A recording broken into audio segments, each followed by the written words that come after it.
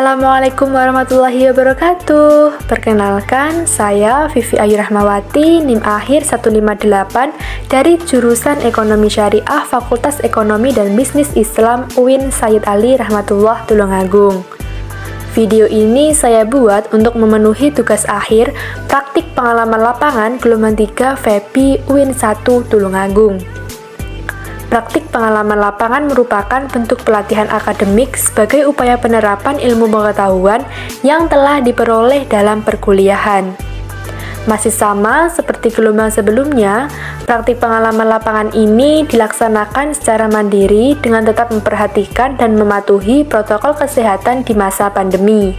Hal ini bertujuan untuk memutus rantai penyebaran virus COVID-19. Oleh karena itu, metode yang digunakan adalah metode observasi dan wawancara. Praktik pengalaman lapangan gelombang 3 telah dilaksanakan sejak tanggal 20 September hingga 22 Oktober tahun 2021 yang bertempat di lembaga yang tidak jauh dari jangkauan tempat tinggal mahasiswa dengan tema Survei Potensi Desa. Nah, pada video ini saya akan menyampaikan hasil laporan praktik pengalaman lapangan yang telah saya laksanakan di salah satu usaha yang terdapat di Desa Talun Kulon, Kecamatan Bandung, Kabupaten Tulungagung.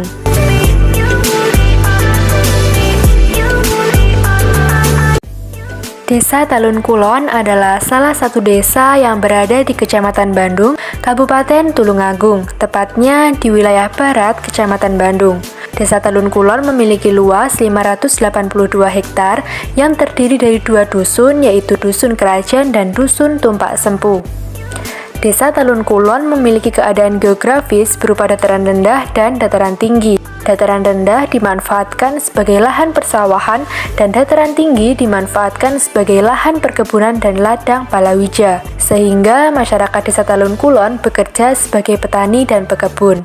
Selain memiliki potensi desa di bidang pertanian dan perkebunan, Desa Talun Kulon juga memiliki potensi desa di bidang peternakan. Banyak masyarakat Desa Talun Kulon yang memelihara hewan ternak, salah satunya adalah burung puyuh. Saya melaksanakan kegiatan praktik pengalaman lapangan di usaha peternakan, yaitu usaha ternak burung puyuh petelur Bapak Sunarto yang beralamat di Dusun Kerajaan, Desa Talun Kulon, Kecamatan Bandung, Kabupaten Tulungagung. Dalam pelaksanaan praktik pengalaman lapangan ini, saya mendapatkan banyak ilmu dan pengetahuan mengenai cara berbisnis di usaha peternakan. Salah satunya adalah mengetahui strategi agar usaha ternak burung puyuh petelur ini dapat berkembang, maju, dan sukses. Setiap usaha harus memiliki sebuah strategi. Strategi merupakan alat dalam mencapai suatu tujuan. Adanya strategi ini bertujuan agar suatu usaha mampu berkembang di tengah peluang usaha yang prospektif dan dapat bertahan dari ketatnya persaingan, serta dapat meningkatkan suatu pendapatan. Dengan demikian, saya mengambil judul untuk laporan praktik pengalaman lapangan, yaitu Strategi Pengembangan Usaha untuk Meningkatkan Pendapatan pada Usaha Peternakan Burung Puyuh Petelur Bapak Sunarto, Desa Talun Kulon, Kecamatan Bandung, Kabupaten Tulungagung.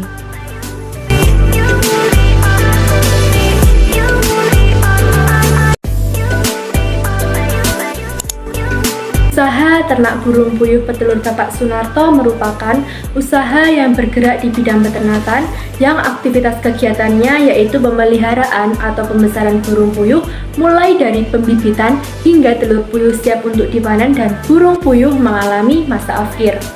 Usaha ini telah berdiri sejak tahun 2015. Bapak Sunarto menggunakan kandang burung puyuh dengan sistem baterai. Pada awalnya, Bapak Sunarto hanya mempunyai satu kandang skala kecil dengan jumlah burung puyuh yang diternak sebanyak 1.000 ekor.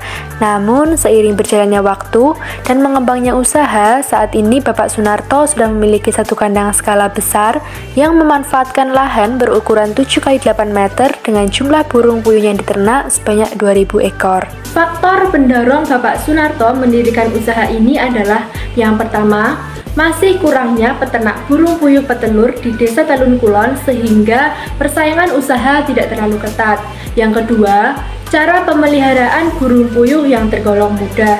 Yang ketiga, Panen telur puyuh dapat dilakukan setiap hari, dan yang keempat adalah adanya lahan kosong yang letaknya strategis sehingga dapat dimanfaatkan sebagai tempat usaha ternak burung puyuh petelur ini. Strategi merupakan alat untuk mencapai tujuan. Sebuah usaha harus memiliki sebuah strategi agar usaha yang dijalankan dapat terus berkembang, maju, dan sukses. Begitu pula dengan usaha ternak burung puyuh petelur ini memiliki sebuah strategi agar usaha yang dijalankan dapat terus berkembang, maju, dan tidak mengalami kegagalan. Strategi pengembangan usaha yang dilakukan oleh usaha ternak burung puyuh petelur Bapak Sunarto antara lain: strategi yang pertama adalah strategi dalam pemeliharaan burung puyuh petelur. Hal pertama yang harus dilakukan adalah pembuatan kandang. Pemilik usaha memanfaatkan lahan berukuran 7x8 meter untuk pembuatan kandang. Kandang yang digunakan pemilik usaha adalah sistem sangkar yang dibuat bervariasi, yaitu 120 x 60 cm untuk menampung 50 ekor dan 100 x 50 cm untuk menampung 40 ekor. Dalam pembuatan kandang ini, pemilik usaha menyesuaikan kapasitas agar burung puyuh tidak berdesakan sehingga proses pertumbuhan tidak akan terganggu. Dalam melakukan pembibitan, pemilik usaha menggunakan pemanas yang berupa lampu yang diatur dengan panas yang cukup agar bibit menyebar secara optimal di dalam kandang. Bibit burung puyuh berupa anak umur 1 hari dan fase grower sampai layer. Dalam melakukan perawatan, pemilik usaha memberikan pakan yang sesuai dan melakukan cara pencegahan penyakit dengan vaksinasi selama 3 bulan sekali. Adapun dalam pemanenan, telur puyuh dipanen setiap hari pada pagi hari, yaitu setelah memberi makan. Strategi yang kedua adalah strategi perluasan kandang. Memperluas kandang merupakan hal penting bagi perkembangan usaha peternakan agar semakin maju. Pemilik usaha memperluas kandang agar pendapatan yang diterima semakin meningkat seiring dengan meningkatnya jumlah burung puyuh petelur yang diternakkan. Walaupun dalam memperluas kandang akan membutuhkan pengeluaran yang banyak, namun pendapatan yang masuk juga akan semakin banyak. Tingginya permintaan pasar akan telur puyuh juga merupakan faktor dalam memperluas kandang, sehingga dapat meningkatkan keuntungan. Perluasan kandang tersebut akan menghasilkan pendapatan 2 kali lipat dari sebelumnya. Strategi yang ketiga adalah strategi peningkatan kualitas telur puyuh. Untuk menjaga kualitas telur puyuh agar tetap bagus dan dapat diterima oleh konsumen dan pasar, pemilik usaha harus melakukan pemeliharaan dengan tepat. Pemilik usaha memberikan vitamin mediate atau egg stimulan agar burung puyuh tetap memproduksi telur yang bagus. Pemilik usaha juga memberikan cahaya yang cukup pada kandang yang bertujuan untuk merangsang produksi telur. Dengan demikian, menjaga kualitas telur puyuh sangat penting agar menjaga loyalitas konsumen sehingga dapat meningkatkan pendapatan. Strategi yang keempat adalah strategi pengelolaan kandang. Kandang harus dibersihkan agar tidak mengganggu dalam masa pemeliharaan dan tidak menimbulkan penyakit. Pemilik usaha membersihkan kandang setiap 3 hari sekali. Sebelum memasukkan bibit, pemilik usaha memberikan antiseptik untuk mensterilkan kandang. Pemilik usaha juga memakai jaring sebagai pagar kandang yang bertujuan agar hewan seperti lalat, tikus, dan lainnya tidak dapat masuk ke dalam kandang sehingga burung puyuh petelur akan tetap terjaga. Dengan adanya pengelolaan kandang ini, burung puyuh akan tetap aman dan dapat berproduksi secara maksimal sehingga dapat meningkatkan pendapatan. Strategi yang kelima adalah strategi pengembangan produk. Selain menghasilkan produk utama yang berupa telur puyuh, pemilik usaha juga menghasilkan produk sampingan yaitu burung puyuh afkir dan kotoran. Burung puyuh afkir adalah burung puyuh yang telah mengalami penurunan produktivitas dalam bertelur dan akan dijual borongan kepada pengepul dengan harga per ekor kurang lebih Rp3.500. Kotoran burung puyuh juga bermanfaat sebagai pupuk tanaman, sehingga ketika sudah memasuki musim jagung, banyak masyarakat yang membutuhkan kotoran tersebut. Pemilik usaha menjual kotoran tersebut kepada para petani yang membutuhkan dengan harga jual Rp10.000 per sak. Adanya pengembangan produk dengan menghasilkan produk sampingan tersebut, pemilik usaha juga akan mendapatkan tambahan pendapatan. Strategi yang keenam adalah strategi pengelolaan keuangan. Kesuksesan sebuah usaha sangat ditentukan dari cara mengelola keuangannya.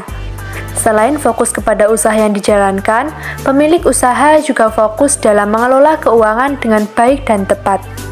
Pemilik usaha mencatat pengeluaran dan pendapatan sehingga dapat mengetahui laba dan rugi dari usaha yang dijalankan. Selain itu, pemilik usaha juga memisahkan keuangan pribadi dan keuangan untuk usaha. Dengan adanya pengelolaan keuangan ini, pemilik usaha akan mengetahui langkah apa yang akan selanjutnya diambil dalam pengembangan usahanya tersebut. Strategi yang ketujuh adalah strategi pemasaran. Salah satu hal yang harus dilakukan dalam pemasaran adalah menentukan segmen dan target pasar, sehingga pemilik usaha tidak akan mengalami kebingungan dalam memasarkan produk. Segmen dan target pasar dalam usaha ini adalah pengepul telur. Pemasaran telur dilakukan dengan cara pengepul mengambil telur setiap 1 minggu sekali, yaitu pada Sabtu sore. Telur juga dipasarkan kepada masyarakat lokal dan ditawarkan kepada toko-toko kelontong sekitar lembaga usaha. Dengan adanya strategi pemasaran yang efektif tersebut, usaha akan semakin maju sehingga pendapatan yang diterima juga akan meningkat. Strategi yang kedelapan adalah implementasi etika bisnis Islam. Etika bisnis Islam adalah akhlak dalam menjalankan bisnis sesuai dengan nilai-nilai Islam. Implementasi etika bisnis Islam yang diterapkan oleh usaha peternakan burung puyuh petelur Bapak Sunarto sudah berjalan dengan baik. Hal ini terbukti dalam memperhatikan halalnya bahan pakan, pemeliharaan burung puyuh yang baik, adanya tempat yang nyaman dan bersih, serta memprioritaskan pelayanan yang baik kepada konsumen. Adanya implementasi etika bisnis Islam ini, suatu usaha akan tetap bertahan dan terus berkembang, sehingga pendapatan yang diterima juga akan meningkat. Dengan menerapkan 8 strategi pengembangan usaha tersebut, usaha ternak burung puyuh petelur Bapak Sunarto ini dapat berkembang dan maju sampai saat ini, serta dapat meningkatkan pendapatan yang diterima. Berikut saya paparkan cuplikan video wawancara yang telah saya lakukan dengan pemilik usaha, yaitu Bapak Sunarto. Usaha burung puyuh ini sejak tahun berapa? Insya Allah tahun 2015. Ya, 2015. Untuk pembersihan kandangnya itu berapa hari sekali? Kotorannya? Okay. Nah, kotorannya ini Mbak ya, ini kan terbuat dari triplek. Okay. Nah, kalau ini terbuat dari sak ini. Ini sak, karena kandangnya ini lebih kecil. Kalau sak pas, kalau ini besar, kandangnya ini besarnya 1 meter 20 kali 60 meter. Nah ini kalau saya buat sak nggak cukup ya, ini triplek saya potong jadi dua. Saya itu biasanya membersihkan kotoran itu 4 hari sekali. Makannya habis ya, telurnya pagi hari ya sedikit. Pokoknya harus telur itu makanannya itu terus tersedia penuh.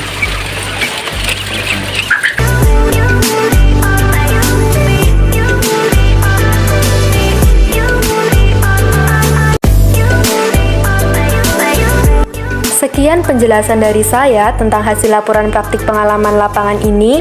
Terima kasih telah menonton. Semoga video ini dapat bermanfaat ya.